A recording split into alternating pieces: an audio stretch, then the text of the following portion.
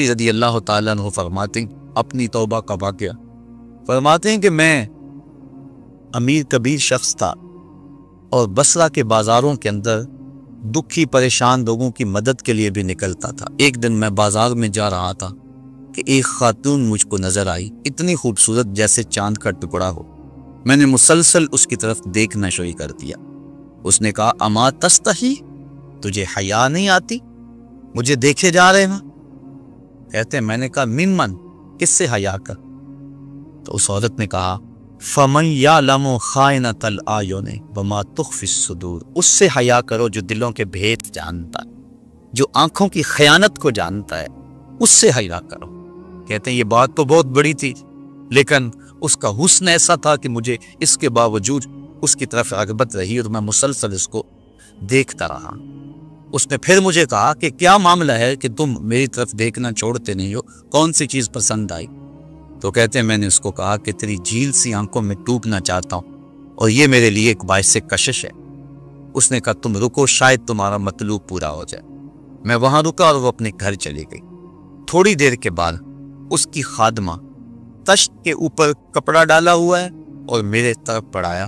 کہتے ہیں میں نے جب کپڑا اٹھایا تو اس کے اندر اس کی 2 آنکھیں تھی اور اس کے اوپر لکھا ہوا تھا کاغذ کے ٹکڑے پہ لا اريد عینا یفتتن بسببها احد، میں ان آنکھوں کو رکھنا ہی نہیں چاہتی جس کی سبب سے ایک مومن فتنے میں پڑ جائے۔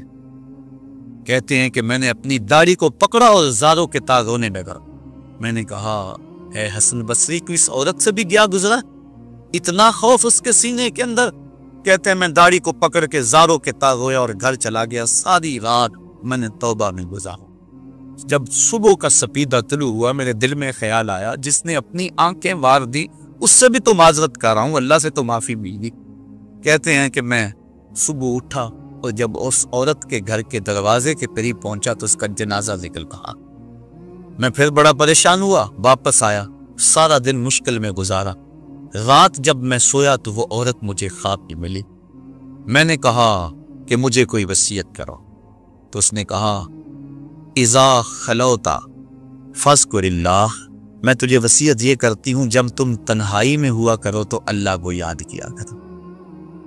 وَإِذَا أَصْبَحْتَ وَأَمْسَيْتَ فَاسْتَغْفِرِ اللَّهَ وَتُبْ إِلَيْهِ، اور جب تم صبح کرو یا شام کرو تم استغفار پڑھا کرو اور اللہ سے توبہ کیا کرو۔ حضرت حسن بصری فرماتے ہیں کہ اس عورت کا یہ عمل مجھے توبہ کے راستے پہ ڈال لیا، پھر وہ حسن بصری زمانے کے امام اور مقتدا بنے۔ تو انسان جب عبرت حاصل کرنے پہ آتا ہے تو ایسے اسباب اس کے لیے مہیا ہو جاتے ہیں، توبہ کرنے میں دیر نہیں کرنی چاہیے۔ بعض بات بندہ سوچتا ہے کہ ابھی میرے بڑے کام پڑے ہوئے ہیں، جب میں بوڑھا ہوں گا میں ریٹائرمنٹ لے لوں، میں بچوں کی شادیاں کر لوں، بس پھر فراغت ہو جائے گی، بچے کاروبار سنبھال لیں گے، پھر میں ہوں گا، مسجد ہوگی۔ یہ ایسا بندہ کہہ رہا ہے جس کی ملک ایک سانس بھی نہیں ہے، جو ایک سانس کا بھی مختار نہیں ہے، اور ایسے بات کر رہا ہے جس کا سب کچھ اس کے قبضے میں ہو۔ تو توبہ کے اندر تاخیر نہیں کرنی چاہیے۔ بنی اسرائیل کے اس شخص کا واقعہ آپ کو پہلے بھی شاید میں نے کسی مجلس کے اندر عرض کیا تھا کہ جس کو طول عمل نے برباد کر دیا، اس کی نیکیوں کی وجہ سے اس کو خبر پہنچی کہ اس کی عمر 1000 سال ہے، تو اس نے کہا جب میری عمر اتنی لمبی ہے تو پھر میں عبادت کی بھٹی کے اندر کیوں جلتا رہوں؟ میں 900 سال گناہ کر لیتا ہوں اور 100 سال قبل توبہ کر لوں گا اور گناہوں کی معافی چاہوں گا۔ 900 سال گناہ کرتا رہا، 100 سال جب باقی رہا، خیال آیا، پھر سوچا ابھی بڑا وقت پڑا ہوا ہے، میں 90 سال مزید گناہ کر لیتا ہوں، 10 سال قبل میں جو ہے وہ توبہ کر لوں گا۔ 10 سال رہ گئے، پھر خیال آیا 9 سال گناہ کر لیتا ہوں، 1 سال قبل توبہ کر لوں۔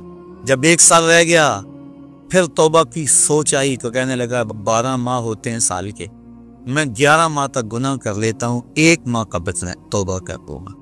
پھر 1 ماہ بھی گزرا، ہفتے تک بات پہنچی، حتیٰ کہ 1 دن رہ گیا، اور پھر وہ کہتا تھا بھی فلاں فلاں گناہ میرا رہتا ہے وہ میں کروں۔ ایسی لت پڑ گئی تھی گناہ کہ بنی اسرائیل کا وہ شخص کہ جو اس انتظار میں تھا کہ بس یہ گناہ کروں اور یہ گناہ کروں پھر توبہ کر لوں گا، اچانک موت آئی اور موت نے اس کو دبوچ لیا اور وہ توبہ کے بغیر مر گیا۔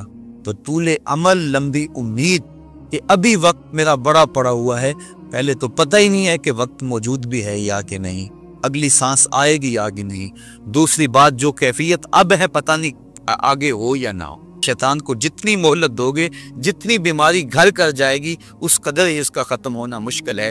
اس لیے جب گناہ کرے تو فوراً توبہ کر لے، گناہ مٹ جاتا ہے۔ اور اگر انسان کہتا ہے کہ نہیں یہ کر لوں پھر توبہ کروں گا، تو توبہ کو مؤخر کرنا انسان کو گناہ پر دلیر بنا دیتا ہے۔ اور ایک حدیث میں آتا ہے جب انسان گناہ کرتا ہے تو اس کے دل پر ایک سیاہ نقطہ پڑتا ہے، اگر وہ توبہ کر لے تو وہ مٹ جاتا ہے، دل شفاف ہو جاتا ہے۔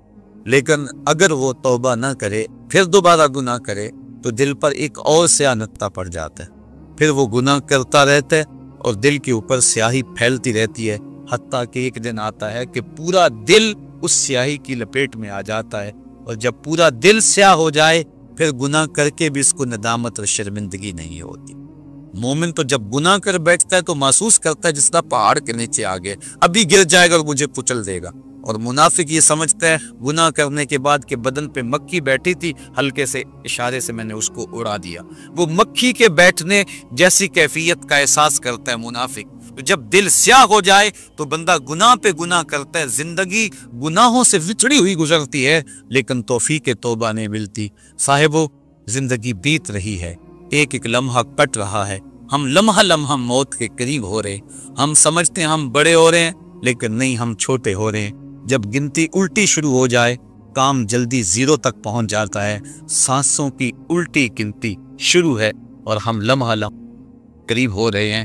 رمضان کا موسم ہے، جمعۃ المبارک کا یوم سعید ہے، سہانی گھڑیاں ہیں، امٹتی ہوئی رحمتوں کی برسات ہے۔ فرمایا حدیث میں کہ ایک ساتھ جمعۃ المبارک میں ایسی ہوتی ہے جس میں جو دعا مانگو اللہ اسے قبول فرما لیتا ہے۔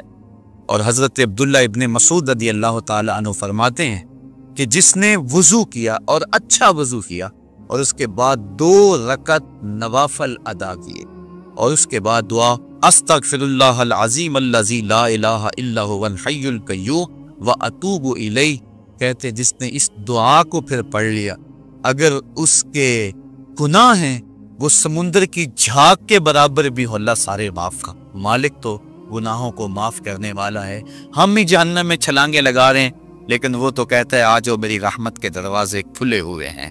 اسیاں سے کبھی ہم نے کنارہ نہ کیا، تو نے بھی مگر دل آزردہ ہمارا نہ کیا، ہم نے تو جہنم کی بہت تدبیر کی، تیری رحمت نے بے قد گوارا نہ کیا۔ اس کی رحمتیں بندے کو آوازیں دے رہی ہے، یا ایھا الانسان ما غرک بربک الکریم، اے انسان تجھے کریم رب کے دروازے سے کس نے ہٹا دیا؟ الذی خلقک فسواک فعدلک فی ای صورت ما شاء رکبک، جس نے تجھے پیدا کیا، جس نے تجھے تخلیق کیا، تجھے حسن اور جوانی دی، تیرے اعضاء کو توازن اور اعتدال دیا۔ ذرا دیکھ تو صحیح، ماضی کو جھانک کر کے تو دیکھ، تیرے ہاتھ تھے پکڑنے کا سلیقہ نہیں تھا، تیری ٹانگیں تھی چلنے کا طریقہ نہیں تھا، تیری زبان تھی بولنے کا اسلوب تجھے نہیں آتا تھا، تو دودھ بھی مانگنا ہوتا تو روتا تھا۔ ہم نے تیری ماں کے سینے میں تیرے لیے پیار ڈال دیا، اگر ماں کے سینے میں پیار نہ ڈالتے بتا تو بچ جا، تیری گندگی سے ٹھڑ جاتا تھا، ماں صاف کرتی تھی، اگر ماں کے سینے میں یہ پیار نہ ہوتا تجھے کیڑے پڑ جاتے۔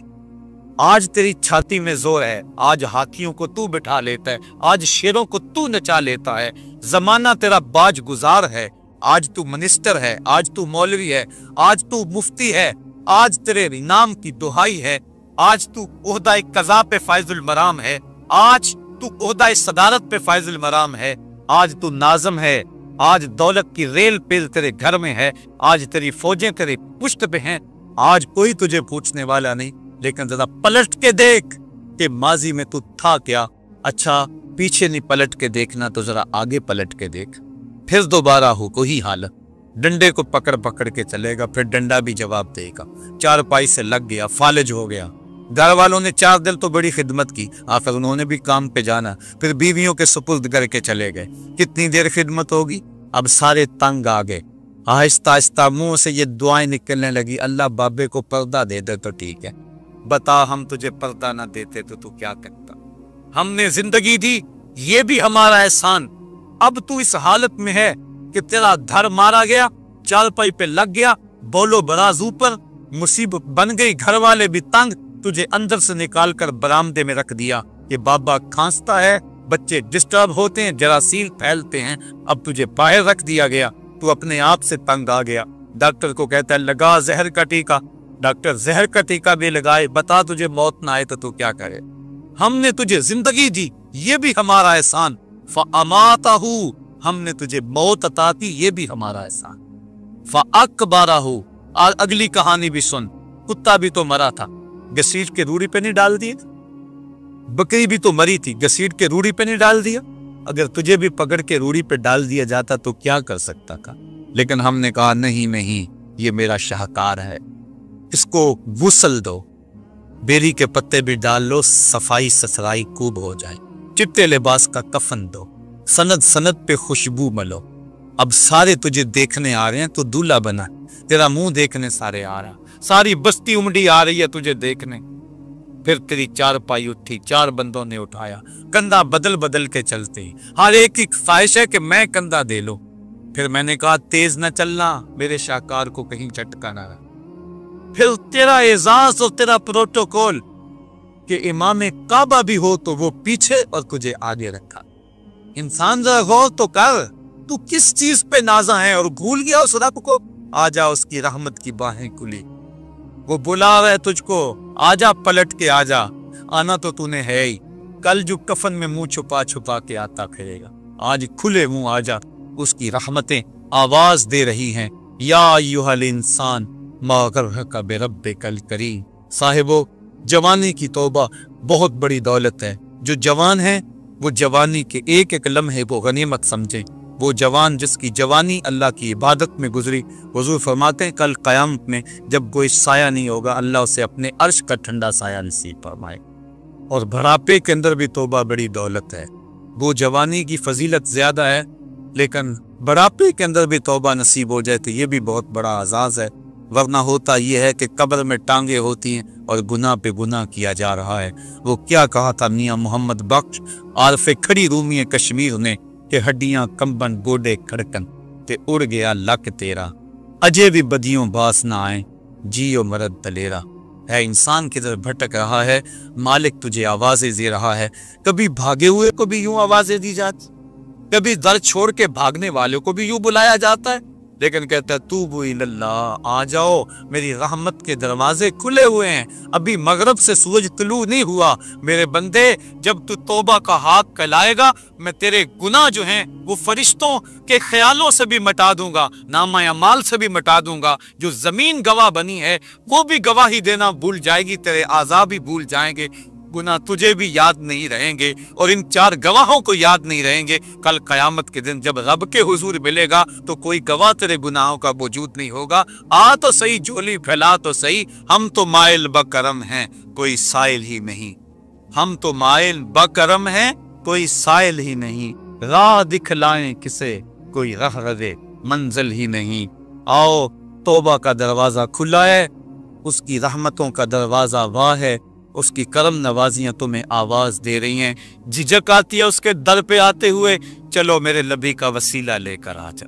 वलो अन्नहुम इज़ ज़लमू अनफुसहुम जाऊका, अगर तुम गुनाह कर बैठे हो, अपनी जानों पे जुल्म कर बैठे हो, आओ तुम्हें तौबा का एक और रास्ता दिखाऊं, आसान रास्ता, कि तुम मेरे नबी की चौखट पे आओ और यहाँ आके माफी मांगो, फिर मेरा नबी तुम्हारे लिए हाथ उठा दे। तुम तो माफी मांगने आए थे, लवजदुल्लाह तव्वाबर रहीमा, तौबा तो मिलनी ही मिलनी है, नबी को साथ ले आए हो, मैं रहमत भी फरमा दूंगा, अजाफी रहमत अपनी जानब से फरमाऊंगा।